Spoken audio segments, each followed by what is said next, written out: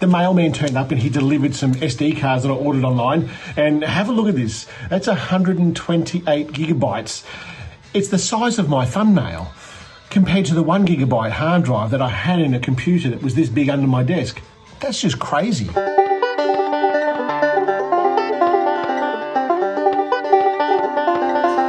Now that I'm doing this full time, storage is becoming quite the issue because I've got 3 channels and there's a lot of storage with a lot of cameras to do what I'm trying to do. There should be enough storage considering what we have planned. And what we have planned is in this little bad boy right here. It came yesterday. It's for a trip at the end of the year. This is some rail passes and this is the travel guide to Japan. And I'm just not a huge fan of leaving everything to the last minute for that sort of trip. So I need lots of storage to shoot lots of video whilst we're there. I had a comment on the 4-wheel driving channel the other day about something about who paid for the car and get a real job or something. And I thought, this is my job. This is how I earn my money. And that got me thinking, do you even know what I do as a YouTube creator, what we actually do? What's in our day? I think you could probably put it down to a few things. First thing in the morning, I'm answering all the comments. And when I've got a video that blows up, especially on the photography channel, what did that one do yesterday? In the first 24 hours, done like 18,000 views. So a lot of comments on that. So I've got to answer all these comments. Pixel 8 is about to shit all over that. It's not released yet. How do you know it's going to be better? It's just one of those things that we get to deal with as YouTube content creators, that you get to deal with, well, that sort of thing. It doesn't bother me. And then, as they say, you're only as good as your last video. So then you start researching content for your next video. The content that I want to do is not necessarily content that you want to see. So I need to think about what you want to see. And that's when I start creating those sorts of ideas, I guess, coming up with those sorts of ideas. I'll get those ideas, I'll put them into a few different tools that I have to see if they're going to be accepted well, if you like, in the community that I have.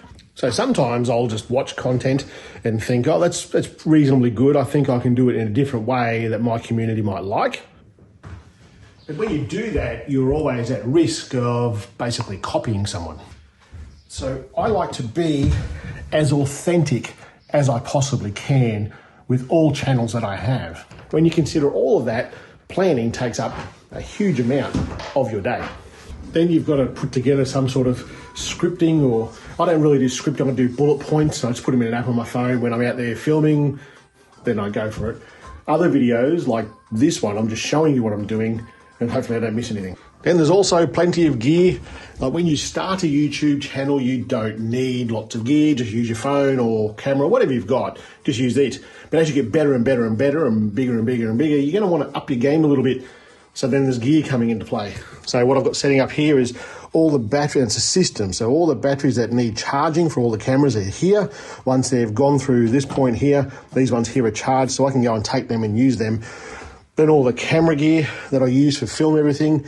This is the main go-to that I use. This is a ZV-1. These are also backup cameras, if you like, but this is primarily, and these are primarily the stuff I use for professional work. Then all the different phones that I review on the channel, action cameras, drones and stuff down the bottom there. All this here is all labelled. It's all just to save you time. Just like any other job where you're very busy, you want to make sure you're efficient as possible so you're not wasting time. Then the shooting of the video itself really depends on the sort of video. For the nighttime stuff I do, I could be out there for an hour shooting and you end up with like a 7-minute video because I'm out there testing it, trying to make it better, then showing you the best way to do it. Other things like the 4-wheel drive stuff, that can take me all day to film a video. Once all that's done, hence all the storage that I have, then you bring it all into here, throw it onto the computer and start editing. I use Mac, so this is all the editing stuff that I would do. This is what a typical edit for me looks like. So anything I can do on that channel to help people understand what I'm doing as far as astrophotography goes, the better. And I find with that channel I do more editing. With other channels like this one, I don't do nearly as much editing. And to edit a typical video on the photography channel probably takes me about 3 to 4 hours. Really depends on the content that's there. Sometimes it can 6 or 7 hours. Really depends on how hard I go at it. So already you can see this is a pretty time consuming sort of a business. And after all of that, Then there's all the business side of things to do. So dealing with companies who want you to review their gear. I've got one over here. I'll show you now. So this is some gear here that I've got to review. This is the latest one that I've got. These are basically some lenses and stuff for a particular phone. It's for this phone right here. So they'll all be tested soon enough. A video will be made, a video will be launched, and that video's done. And that really is it. All of these things take time. One of the most common questions I get asked as a YouTube creator, especially where we live, because it's an unusual way to make money. And that question is how I actually make money. And there's a few ways. When you're watching a YouTube video and an ad runs at the beginning of that video, that company is paying Google an amount of money. And if that ad runs on one of my videos, I get 70% of what they've actually paid to put that video or that ad into one of the videos. And the other way is, well, there's two other ways. One is affiliate marketing. So at the bottom of all my videos, especially on the photography channel, if I'm using a little bit of gear, say I'm using this torch, I will link this torch to an Amazon site and I will get commission by leading you there to buy this torch. And all the gear that I use in the videos, they're all rigid each bit of kit. Like, it's all good quality stuff. And if it's not, you just won't see it on the channel.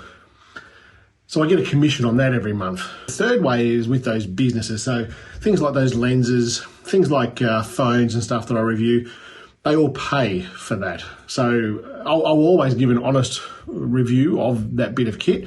If I think it's crap, I will go back to that company and say, you sure you want me to do this because I think your product's crap?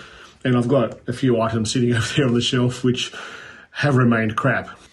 And because of the nature of the three channels, especially the farm channel, this one, there's a lot of other stuff that I do around the place in the day, like stuff with the chickens, the veggie gardens, the bees, all those things all take time. Not all of it gets recorded. In fact, you get to see very little of what we actually do in the day in these vlogs, these daily vlogs. But I try to keep it as authentic as possible. I think when you are being yourself in these videos, you don't need to play up to the camera too much. And it's easier. It's just easier. That's what it's like to be a YouTube creator. If you've got any questions, by all means, ask a question down the bottom there. I'm more than happy to answer pretty well anything you've got. It's different to any other job that I've ever had in my life, and I love it. Anyway, see you tomorrow.